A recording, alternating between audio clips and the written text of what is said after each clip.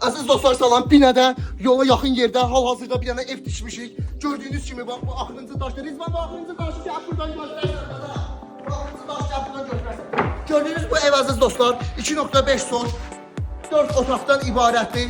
Möhtəşəm bir evdir. Münasib bir qiymətədir. Əlaqə nömrələrimiz təbii ki səhifədədir. Sən geriyə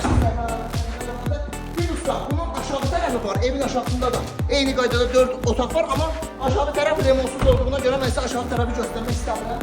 Anladınızda, buradan deməli altını qədər.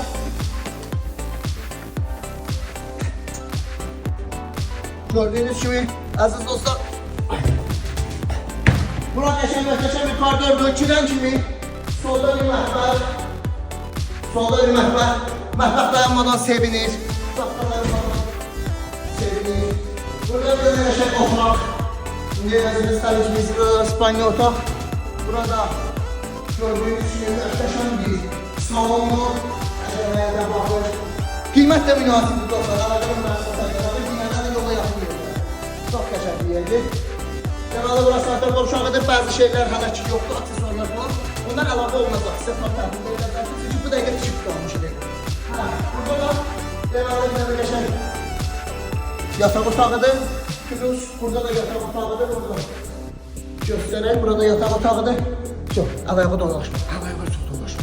Hoş ayağı dolaşsa ben ayağı dolaşsam. Tamam öyle yapmıyorum var normal. Zengeliyin. Tam tutsalı ipotek ya da yararlıdır. Zengeliyin. Ama ev ötürmüyor mu?